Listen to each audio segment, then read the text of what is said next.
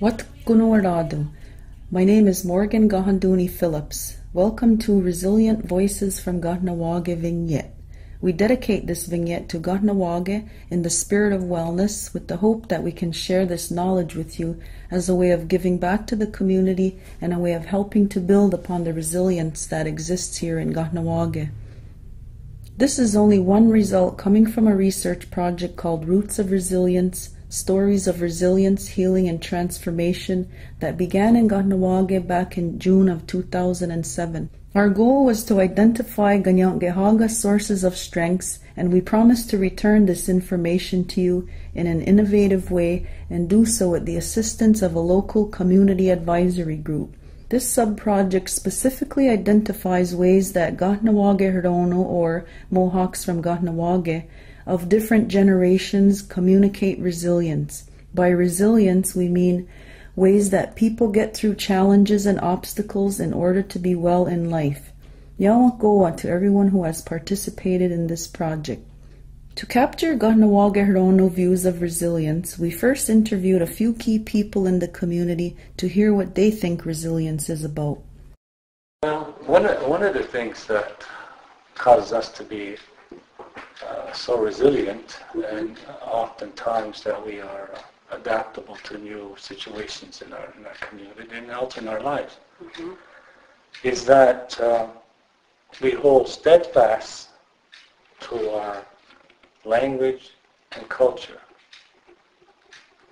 Nothing seems to sway us or deter us from continuing practicing our language and our culture. And within our culture, there is that health and wellness part of it. We then held 6 focus groups and interviewed 20 people between the ages of 16 and 79 and gathered your personal stories and perspectives about resilience. Age group categories are youth, young adults, adults, and elders.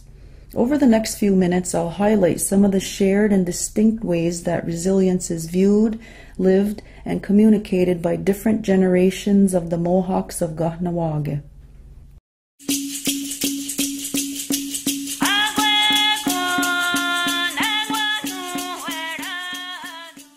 Across generations, people have lived through different eras which have brought distinct challenges to Kahnawa'kehro and therefore distinct ways of getting through these challenges. For instance, elders often spoke of resilience in terms of survival and overcoming physical hardship. It was a challenge to survive, but it was always. Adults often spoke of being resilient against colonization and from significant events they have lived through, such as residential schools, the Oka crisis, and the takeover of education and health and social services. So what do you think has made us resilient? The government has made us resilient. They tried so hard, but all it did was make us stronger. Well, they tried to assimilate us, and they tried, like, with residential schools, and it backfired on them. Because it only made us more resilient and more, made our skin tougher.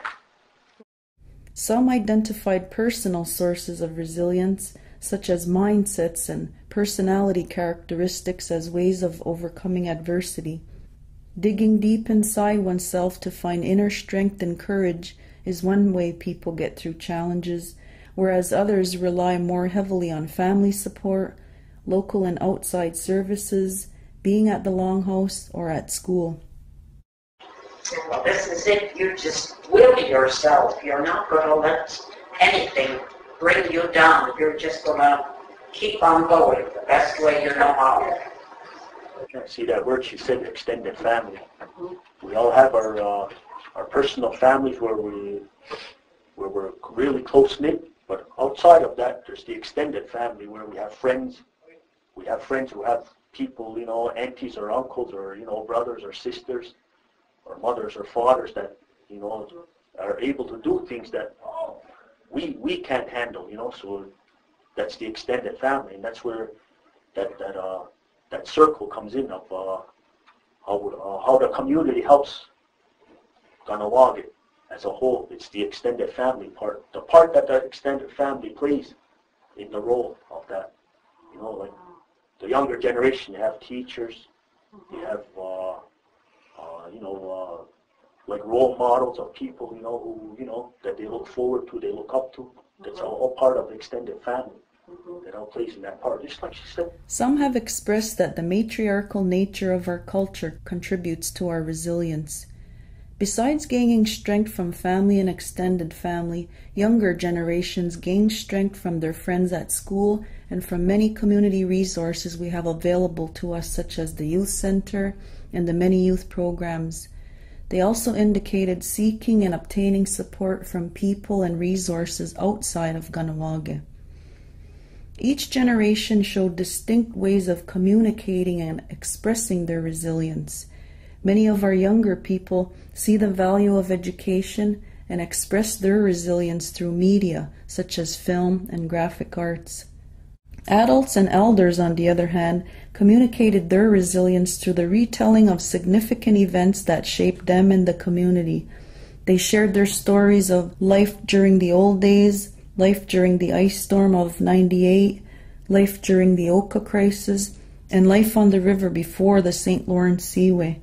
They also expressed the importance of keeping these stories alive because they are now part of our history and cultural knowledge. Finally, while each individual and even each generation has their own way of getting through challenges, there are several prominent sources of strengths that all generations share. Those are being ongwehunwe and having a strong identity and connection to the land, revitalizing and maintaining our language and culture, and the need and willingness to build stronger relationships and connections with each other. People spoke with one mind, but from multiple voices.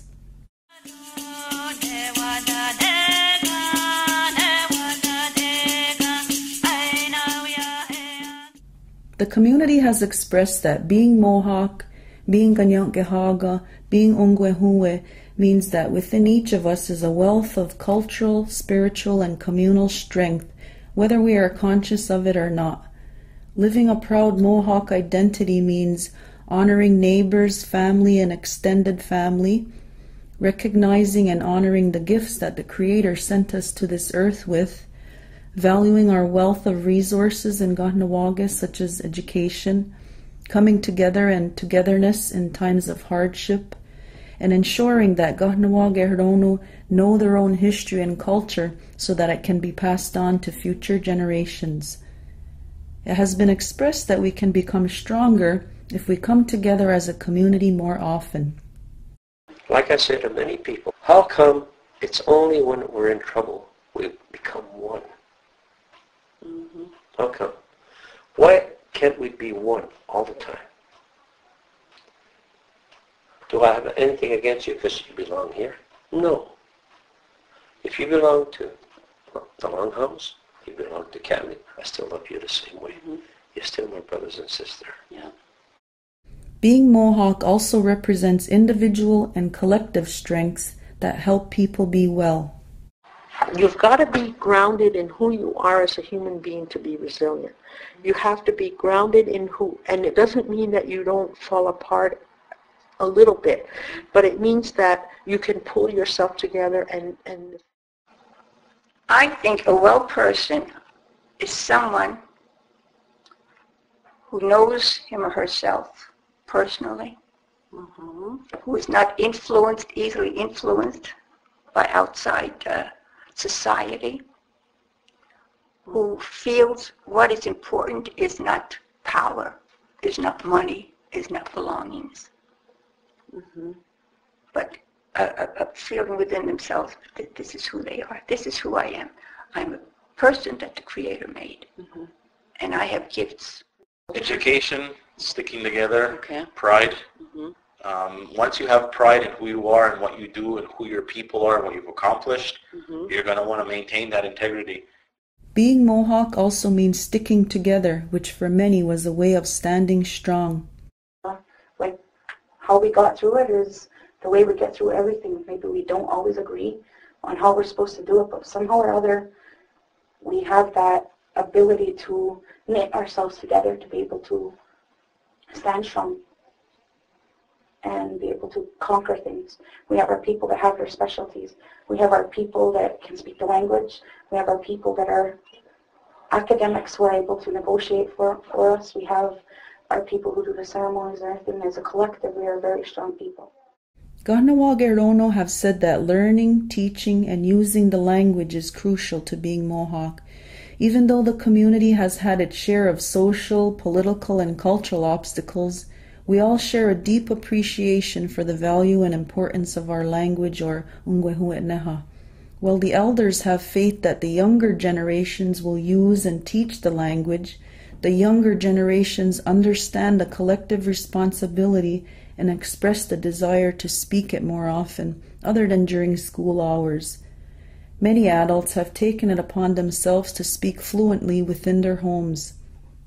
Regardless of how well you can speak Mohawk, our spirits know that our culture is in our language and that it must be practiced and kept intact. So that's the part of resilience that Kahnawake still has, that the Mohawk nation still has, is that resilience of the language. Yeah. You know? Personally, my biggest belief is in language. That's what can really save us.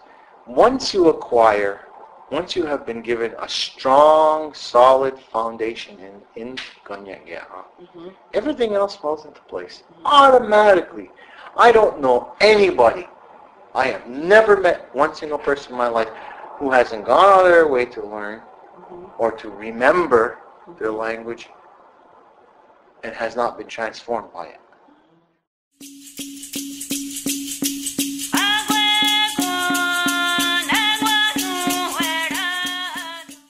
One of the challenges identified by all generations is maintaining our identity in the wake of increased individualism and materialism. Just as our riverbank has been eroded and taken from us, people indicated that individualism and materialism is threatening our way of being Mohawk. But still, like, you know, individualism overrides nationhood in the way things are right now. You know, like, you know, we're all in different directions, but we're all from the same place. Yeah. You know, but we're all heading in different directions. So individualism is overtaking nationhood. And we have to sort of take the focus off of making money for a little while. It's great, there's not much unemployment in the community, but the sad part about doing that is that it becomes the focus. You know, making money becomes the focus instead of being a means to achieve something else. The shift toward individualism and materialism is seen as one of the main causes of not caring for our neighbors, not caring for the community as a whole, and keeping our close family ties. You know, we went through so much. We grew up, and each generation got a little more. We got a little more information. We got a little more money coming in because the men were out working, coming home. The women became more independent. You know, and when we had nothing, and this started to come in. Because a long time ago, everybody in Kahnawake was your grandmother. Everybody was your grandfather. Yeah. You know, we have lost that a bit now.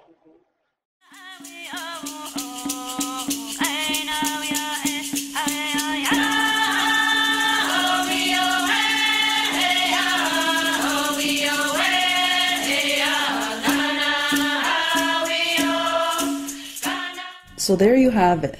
Through these stories, the community of Kahnawake speaks a subconscious one-mindedness, that is, speaking with one mind, but without necessarily realizing it. When you think about it, this one-mindedness is inherent in our traditional teachings, that is, consensus building. I think deep down inside we all have the same goals, we all have the same objectives. All age groups essentially want the same thing, to work towards the well-being of our community while upholding our culture and language. Many of us feel deep inside ourselves that our identity is what helps us through challenges and is the glue that helps us stick together. We might use different words or different examples to express it, but deep down everyone's saying the same thing, that being Kahnawake or Mohawk is our source of resilience. Recognizing that we all share this subconscious one-mindedness could help us bridge together different generations and help us maintain our togetherness so we can continue to stand strong not only during times of hardship, but on a daily basis. Someday, when you stand there, you'll fight for me. I won't be here anymore. You still fight for what I was fighting for. We're resilient because we're Mohawk.